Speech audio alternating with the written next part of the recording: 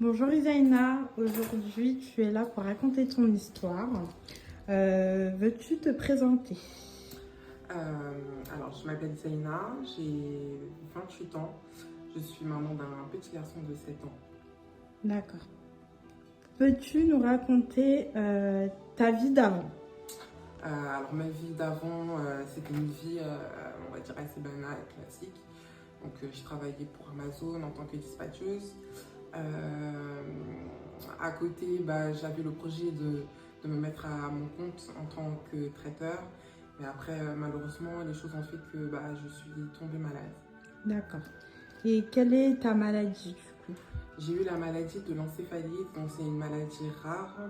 C'est une maladie, en fait, c'est mon système immunitaire qui attaque mon cerveau. Donc c'est une maladie qu'on ne voit pas venir. En général, c'est les gens autour de nous qui vont constater qu'on est incohérent ou on ne termine pas nos phrases. Après, ça dépend des gens, mais en tout cas, pour moi, c'était ça. J'ai rien vu venir. Et, euh, et voilà, c'est ma grande sœur qui a vu que j'étais devenue un peu bizarre. Et, euh, et voilà. C'est-à-dire, dis-moi comment vous vous êtes aperçu que vous étiez dans un état pas normal. En fait, Qu'est-ce qui s'est passé? apparemment, parce qu'il y a une partie où j'ai plus souvenir, apparemment, parce que j'étais hospitalisée de juin à septembre, mais depuis mai, apparemment, je m'énervais vite. Des fois, j'avais des trous de mémoire, j'avais oublié les clés chez moi. Alors, c'est pas, je suis quelqu'un qui est très. Je fais attention à tout. Et quand j'allais chez ma grande sœur, qui habite à côté de chez moi, elle disait que je terminais pas mes phrases, que j'étais incohérente. Et ce qui a fait qu'elle s'est dit qu'il y avait vraiment un problème, c'est un jour quand je disais que je n'avais plus le souvenir si j'avais ramené mon fils à l'école ou pas. Et j'ai ce souvenir que ce jour-là, quand je l'avais déposé, parce que je l'avais bien déposé du coup, je tournais autour de ma ville en voiture pour rien. Mais pour moi, c'était normal. Et donc voilà, après, elle a appelé les pompiers. D'accord. Et qu'est-ce qui s'est passé par la suite? Par la suite, j'étais partie aux urgences. Ce qu'il faut savoir, c'est qu'en mai, je suis partie plusieurs fois aux urgences à cause des céphalées. Donc je pense que la maladie était déjà là, mais eux, ils n'avaient rien trouvé. Donc en juin, le 12 juin précisément, je suis partie à l'hôpital, aux urgences. Et pour eux, je devais aller en psychiatrie apparemment. Donc ça, c'est le témoignage de ma famille, puisque cette période-là, j'ai aucun souvenir. D'accord.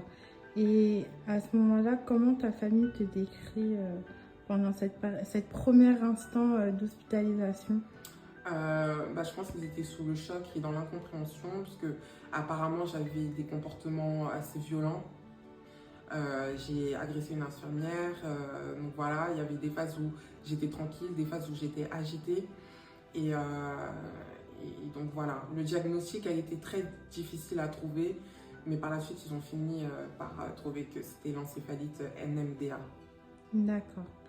Et on est d'accord, à ce moment-là, vous n'étiez pas consciente de ce que vous faisiez ou de ce que vous pensiez dans la tête. Absolument pas, je n'étais pas consciente. Et ce qui fait peur d'ailleurs, c'est parce que quand j'ai récupéré mon téléphone, quand je suis sortie du coma, j'ai vu que je prenais des vidéos autour de moi à l'hôpital pour rien.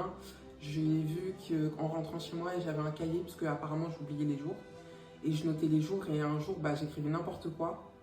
Mais comme je vous ai dit, cette période-là, j'ai aucun souvenir. C'est ma famille qui m'ont raconté. Et puis moi, sur mon téléphone, les messages que j'envoyais, j'utilisais n'importe quoi. J'envoyais des messages à tout va. Ou même sur Snap, j'oubliais des choses du style je suis pas folle, je suis pas folle. Mais je ne me rendais pas compte. Pour moi, j'étais tout à fait normale. Et c'est ça qui fait vraiment peur. D'accord. Heureusement que j'étais entourée. Puisque sinon, j'aurais continué dans mon délire, dans mon quotidien. Puisque je suis seule avec mon fils.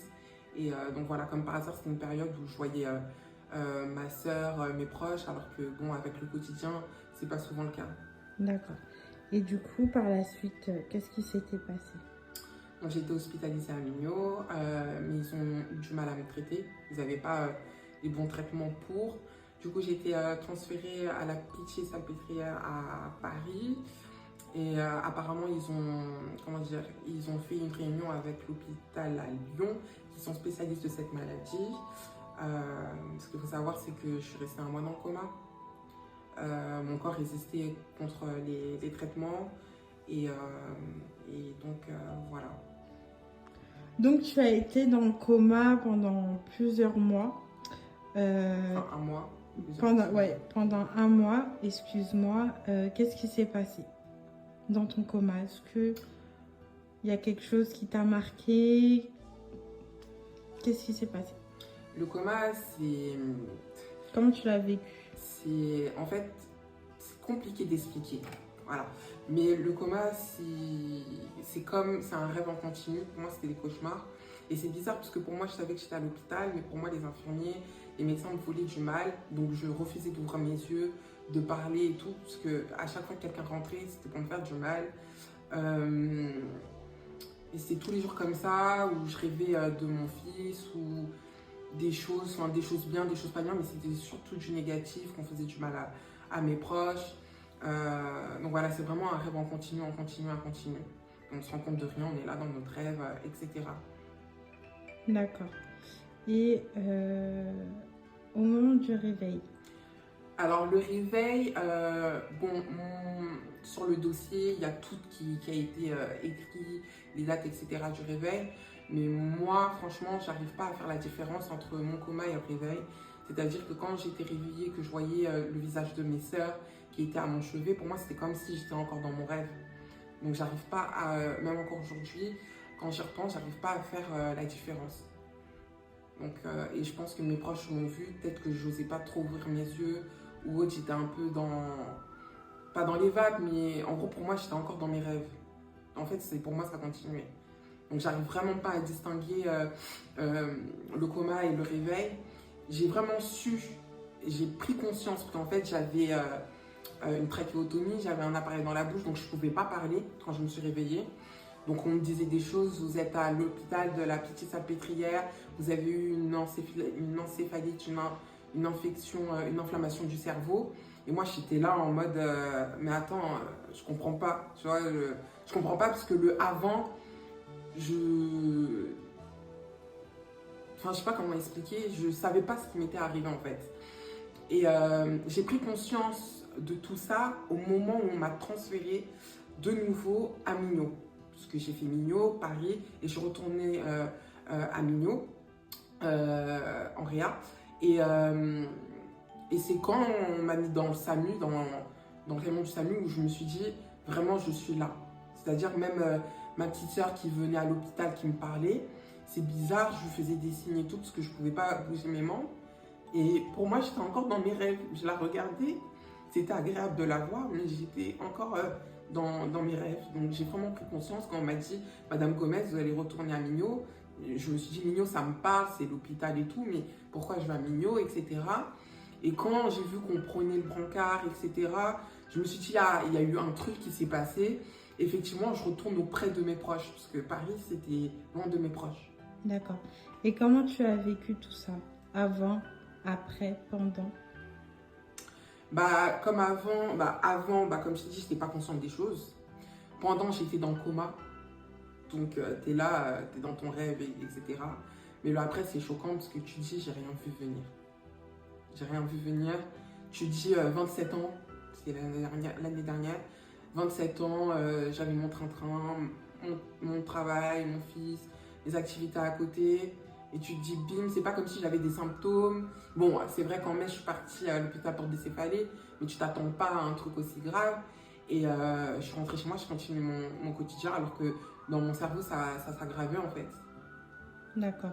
Et comment tu l'as vécu après ton hospitalisation, le fait que tu sois rentrée à la maison, sachant que tu es une mère seule, comment tu l'as ressenti, comment tu l'as vécu? Le retour à la maison, j'étais contente de retrouver mon fils, mais psychologiquement, même encore aujourd'hui, je suis très faible. Enfin, c'est vraiment quelque chose de très dur parce qu'on réalise beaucoup de choses.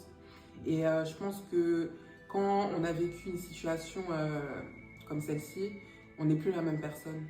Et quand je suis rentrée chez moi, je pouvais pas regarder BFM TV ou même des séries avec des meurtres où ça parle de mort. Je pouvais pas. Tout ce qui était négatif m'angoissait, je faisais que de pleurer le soir. Et même si ma famille ont été là pour mon fils, j'avais envie de vite le récupérer parce que ça m'a fait souffrir. Et lui aussi, le fait de ne plus me voir du jour au lendemain, parce que le matin même, je l'avais accompagné à l'école et le soir, il ne me voit plus. Alors que tous les jours, c'est moi qui le ramène et qui va le récupérer. Donc voilà. D'accord. Je vais faire une pause. Qu'est-ce qui a été le plus difficile dans tout ce que tu as vécu? Le plus difficile dans ce que j'ai vécu, déjà, c'est pas avoir mon fils. Souvent, mais quand je le voyais, de ne pas pouvoir communiquer avec lui pour le rassurer, parce que son père n'a pas été présent. Après, je ne vais pas en dire plus, parce que bon, voilà, c'est personnel. Et aussi, quand j'ai appris, parce que bon, je suis sortie de l'hôpital, etc., j'étais en rééducation, chose qu'il faut savoir, parce que forcément, quand on reste à l'ité, les muscles se relâchent, donc je ne marchais pas, je ne bougeais pas mes membres, etc. Donc voilà. Et ce qui a été plus dur, c'est quand j'ai appris qu'il y avait un risque de récidive les premières années, enfin la première année et tout, et que j'avais un traitement sur maximum 2 ans, et qu'après, en gros, ils ne s'inquiétaient pas d'une éventuelle risque de récidive. Et du coup, j'étais sous le choc parce que je me suis dit, je suis sortie de tout ça, j'ai rien vu venir, ça risque de recommencer, j'étais pas parano. Je me disais, est-ce que j'ai bien fini mes phrases? Est-ce que j'ai oublié quelque chose? En fait, je me posais sans cesse les questions, est-ce que j'étais normale en fait? Est-ce que là, je suis pas en train de récidiver? Etc. Donc au quotidien, c'était vraiment stressant, angoissant. Donc je suis sous traitement, mais ça n'empêche pas que c'est très dur au quotidien parce que des fois, j'ai tendance à oublier des choses. Comme quelqu'un peut oublier des choses, hein, mais pour moi aujourd'hui, c'est pas la même chose qu'avant. Ça veut dire que j'oublie quelque chose, je me dis, il est où mon portable? Et dans ma tête, je me dis, mais est-ce que ça revient en fait?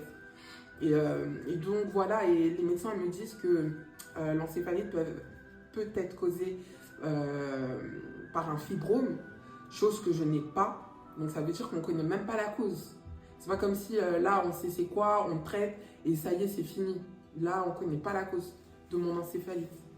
D'accord. Et comme tu nous disais dans la séquence précédente, ça t'a changé cette histoire-là? Ça m'a beaucoup changé sur ma façon de voir les choses par rapport à ma famille. Et je pense que même cette histoire-là nous a rapprochés davantage, toute ma famille. Et je pense que pour tout le monde aussi, on a une autre façon de penser, c'est-à-dire profiter, être là. Enfin, je dis pas que c'était pas comme ça avant, mais de s'appeler plus souvent, de faire des soirées tous ensemble, etc. Et on a tendance à dire qu'on doit profiter de la vie, mais je vous assure, hein, après je suis pas dans la tête de tout le monde, mais tant qu'on n'a pas vécu un truc grave, on se rend vraiment pas compte. On dit des choses, mais tant qu'on n'a pas vécu quelque chose de grave, on se rend pas compte de la valeur de certaines choses. On peut se dire, oui, je sais que c'est important, oui, je sais qu'il faut que j'appelle un tel, qu'il faut que je passe du temps avec ma famille. Mais là, on prend davantage plus conscience des choses. Et même par rapport à mon fils, je me dis, il a 7 ans. Il aura perdu sa mère à 7 ans. Donc voilà, ma mentalité, elle a changé sur beaucoup de choses. Et donc voilà. Si tu avais un message à nous donner, à nous, sur la vie, sur ce que tu as vécu, qu'est-ce que tu penses qu'il est important de savoir après ce que tu as vécu toi personnellement? Après, moi ce que je dirais, c'est que même si on est jeune, parce que moi je sais déjà que j'avais des problèmes de santé, l'hypertension, etc., faut pas minimiser sa santé. Enfin, faut faire des contrôles. Après, faut pas être en mode psychose, mais faut s'écouter. Mais après, c'était aussi une période où je travaillais beaucoup. Donc voilà, j'étais vraiment en mode argent. Et après, je sais pas c'est quoi les causes, encore une fois, mais on se pose 10 000 questions. Des fois, je me dis, est-ce que c'est parce que cette période-là, je dormais pas beaucoup, je travaillais à droite, je travaillais à gauche, est-ce que c'est ci, est-ce que c'est ça? Donc voilà, et soyez proches de votre famille parce que sincèrement, c'est ma famille qui s'est occupée de mon fils et heureusement que j'ai de la famille. Quand j'ai été en rééducation, il y avait des personnes comment on appelle ça, des patients, pardon, qui ne voyaient pas leur famille, Et ce qu'il faut savoir, c'est que aujourd'hui, on me voit comme ça. Même quand je raconte mon histoire, on me dit mais on dirait pas que tu étais à l'hôpital parce que j'ai 0 séquelles. Je sais pas si vous vous rendez compte, mais c'est mon corps qui a attaqué mon cerveau. J'ai 0 séquelles. Et les séquelles, c'est plus psychologique, même si on les voit pas forcément. Les séquelles que j'ai, oui, c'est plus psychologique, mais vous voyez, je parle, j'ai pas de trou de mémoire, j'ai pas des troubles pour manger, alors que c'est des choses, le cerveau, c'est important, c'est tout. Donc voilà, mais oui, au jour d'aujourd'hui, les séquelles, c'est psychologique, mais après, ça va aller avec le temps. Et il me faut du temps, parce que ça reste quand même assez frais. Je suis sortie mi-septembre et voilà, maintenant, là, mon but, c'est de me reconstruire petit à petit, et même mon fils, parce que faut pas croire, ça aussi a atteint mon fils. Donc voilà, des fois, c'est un peu compliqué, mais ça va aller petit à petit. D'accord. En tout cas, merci beaucoup Isaïna d'avoir partagé ton histoire. Merci à toi. Et puis, à ceux qui regardent cette vidéo, n'hésitez pas à lui poser des questions, elle vous répondra plus en détail. Et voilà. Merci beaucoup.